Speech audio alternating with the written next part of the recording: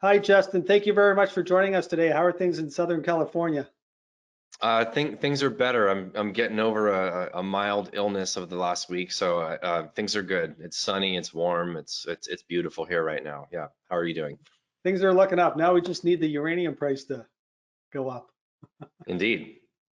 Justin, 2022 has been an interesting year to say the least. The only thing working this year is energy related. Lithium is up over 100% on the year. Oil is still up 25% on the year, and uranium is up 10% on the year. But there's a sense of frustration with the lack of performance in uranium and uranium equities in spite of all the positive news.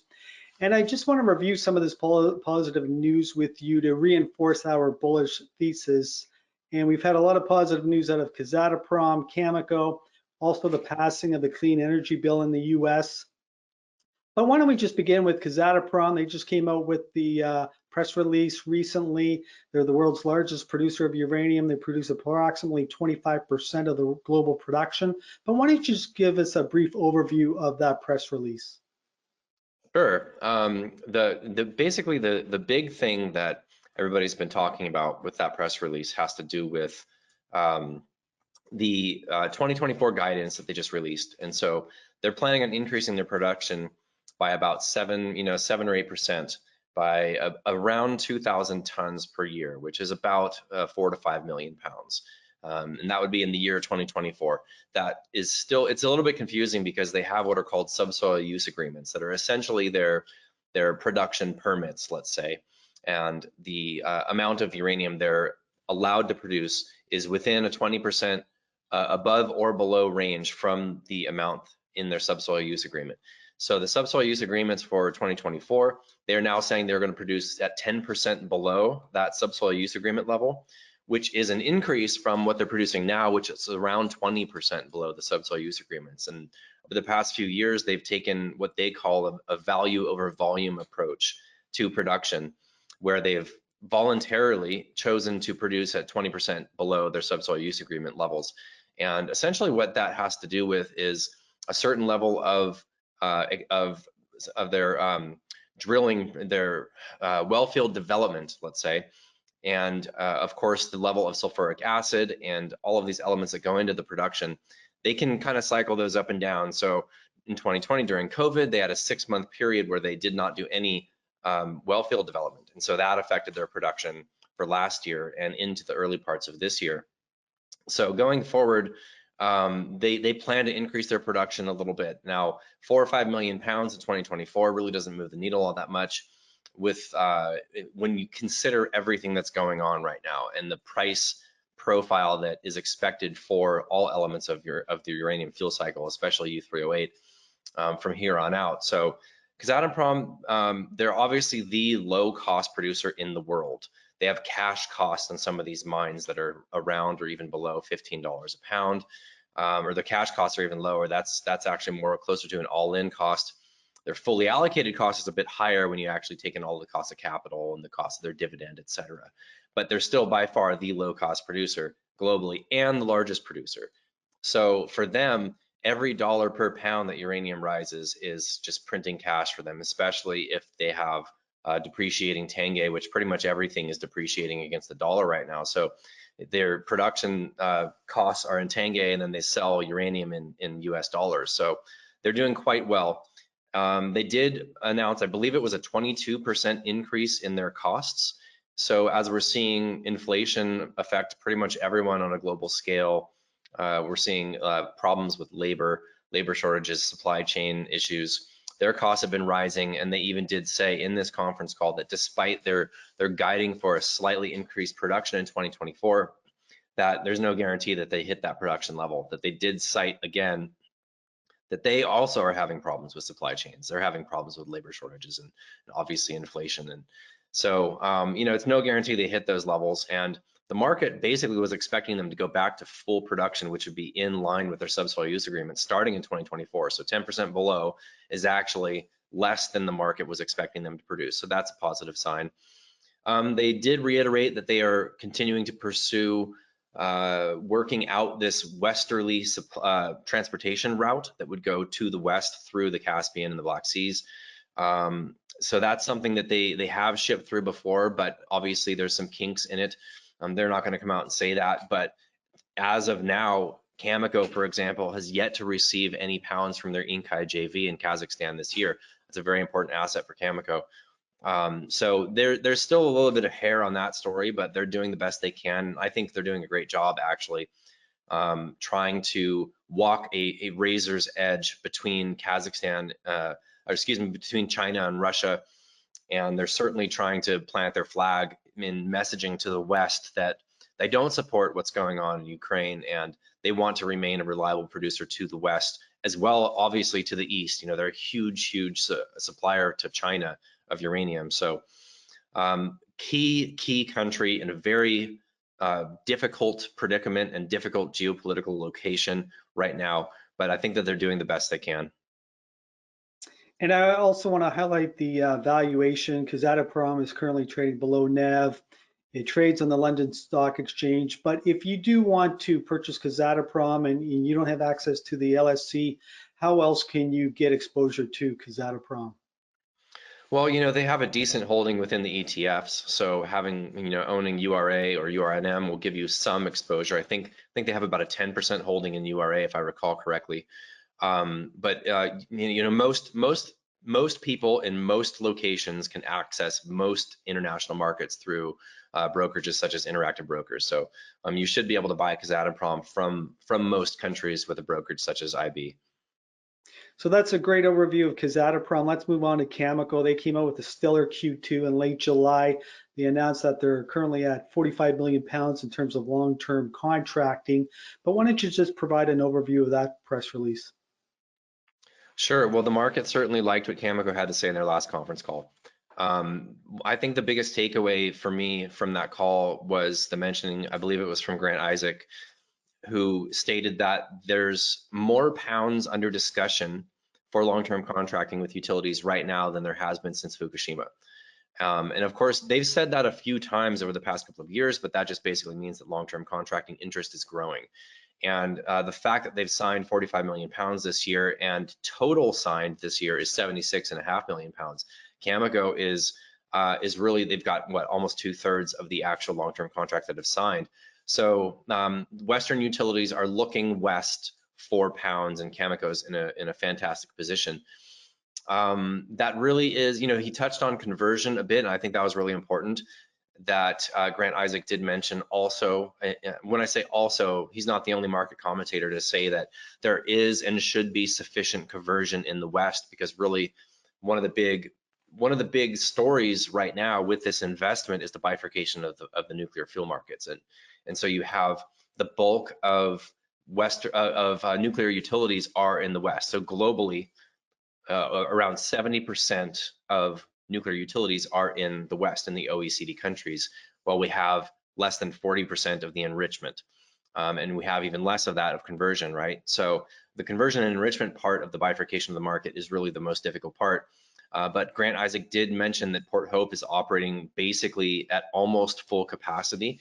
And he did seem quite excited about the potential for them to sort of kind of play hardball and secure good long-term contracts with high conversion prices for Port Hope, while he did reiterate that he believes there's sufficient capacity for conversion in the West. And that's really important because there is not sufficient capacity of enrichment in the West, but they can create that synthetic capacity through overfeeding the centrifuges and raising the tails assays of that enrichment processes at the Western enrichers.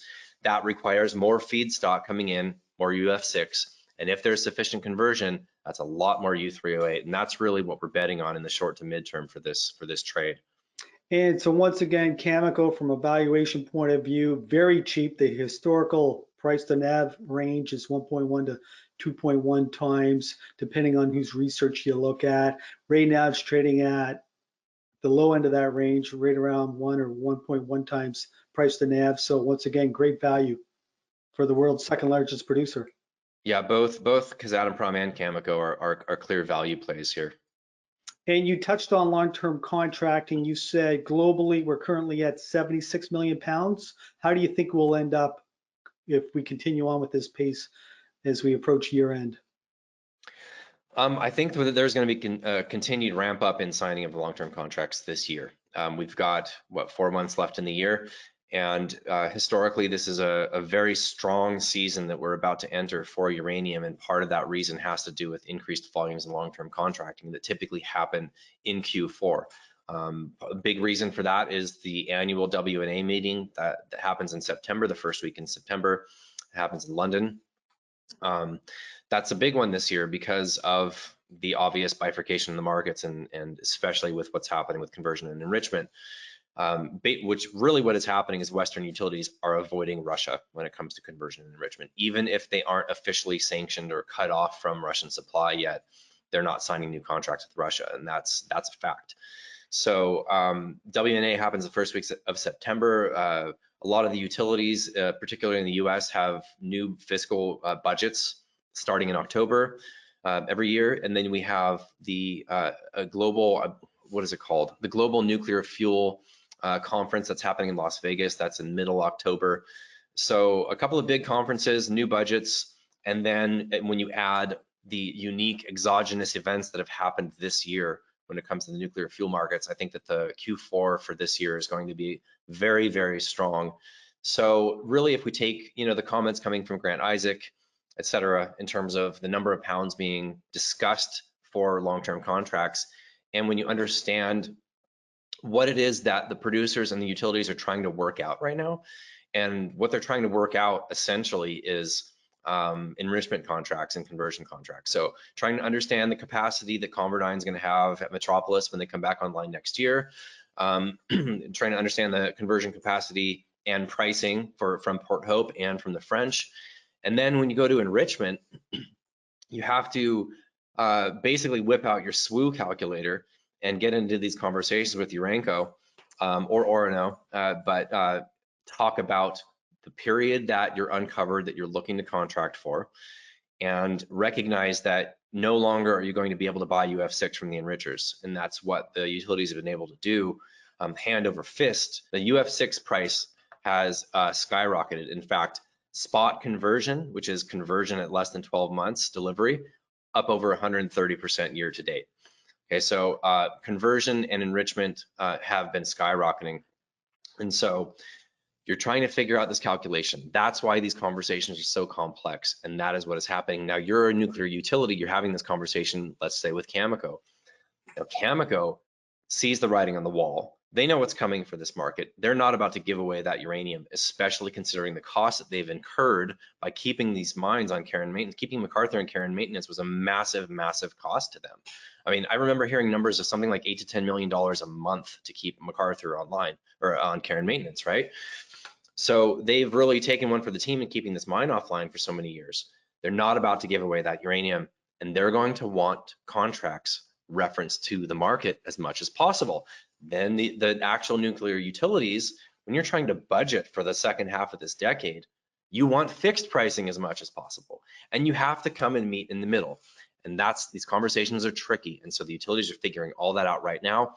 Once they know what the tails assays are and the SWU requirements for their enrichment contracts are, and they get their conversion, then they know what they need to buy in terms of U3O8, and they will buy it because they have to. They can't, there's no UF6, and you can't buy UF6 from underfeeding tails or enrichment from the enrichers any longer. So it's a huge, sorry to ramble on with this, it's just such an important point. It's a huge shift that's happened in the nuclear fuel markets this year, and it takes time to work out those enrichment and conversion contracts. That's what's happening. Then you have Grant Isaac saying they're talking about more pounds since Fukushima with nuclear utilities. U3O8 contracting is coming, and I think we'll easily breach 100 million pounds in long-term contracts this year. That will be the first year of that level of long-term contracting for U3O8 since 2012. So the resumption of the term contracting cycle is actually here. It's not something we're theorizing. It literally is happening. So I'm glad you brought up what's happening with the conversion and also the enrichment markets, because when we look at the spot market, everybody's thinking, well, uranium's hanging in at around 48 bucks. It's not really moving. It's going a couple of bucks either way. But all the action right now is happening with the conversion market and also the enrichment market, correct? Well, I mean, there's still a decent movement in the price for uranium. It's just placed against a backdrop of what we saw last year when SPUT hit the market. So when we saw uranium skyrocket to the high 50s, and it's like, oh wow, we're just sitting here still at 48 bucks a pound. It's still up 15% on the year, with a long-term price up over 20% on the year. So uranium is maintaining an uptrend if you zoom out and look at the long term.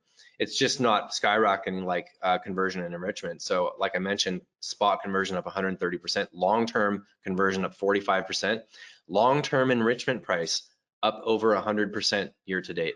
So yes, the real action is happening in the back end of the fuel cycle, but it's coming to uranium. So let's move on now. I want to ask you about this Inflation Reduction Act. First of all, who came up with that name? I don't know, but these bills, they always give a name that basically does the opposite of what the name is. They're really appeasing to a really unintelligent voter base that it's like, oh, they're going to reduce inflation with this bill. Great. But the element within that I want to focus on, though, is the clean energy bill, whereby $369 billion will be allocated toward clean energy. And I guess my question to you is nuclear power going to see any funds from this clean energy bill? Yeah, it's actually, I mean, that's really the bright spot with this bill is the support for nuclear. So if I recall correctly, the clean energy production tax credits, and I believe that there's some tax credits specific to nuclear, and then there's also clean energy production tax credits that nuclear qualifies for. Something like $30 billion over 10 years, if I recall correctly. And there was an interesting piece of analysis that I saw a couple of weeks ago based on these numbers that this analysis piece theorized that the amount of money that is set aside in this bill to support nuclear via these tax credits, and this of course is in addition to the, what was it, 4.6 billion, something like that the Biden admin a few months ago had slated for aiding nuclear plants that needed some financial help to stay online. So that's in addition to this, to these tax credits as part of this bill. But this analysis was basically saying that about 25 to 30% of the US nuclear fleet is set to come offline by the middle of the next decade, right? So let's say the next 10 years or so. And they said that the funding from this bill is sufficient to keep all of those plants online. Now, there is a story that came out today that I think is fantastic, which is the Palisades plant that was just retired 3 months ago. Okay, so the owner of that plant, which I believe, let's see, was it Holtec? They basically, the plant needed a lot of maintenance and a lot of upkeep in order to keep it online. And the owner of the plant, it was a financial reason. They just basically said, we don't want to put out the capital to invest in this plant to maintain it and keep it at good operating condition to continue to operate. Well, now basically the owners of that plant that have already, I believe they're on the cusp of starting the decommissioning process, have come out to say they're considering bringing it back online because of this bill and because of these nuclear and clean energy tax credits. So this is what we're hoping to see going forward, because it's highly unlikely we'll see new large nuclear plants being built in the United States. There is a lot of energy and a lot of enthusiasm and funding for advanced nuclear and SMRs in the United States. That I have high hopes for.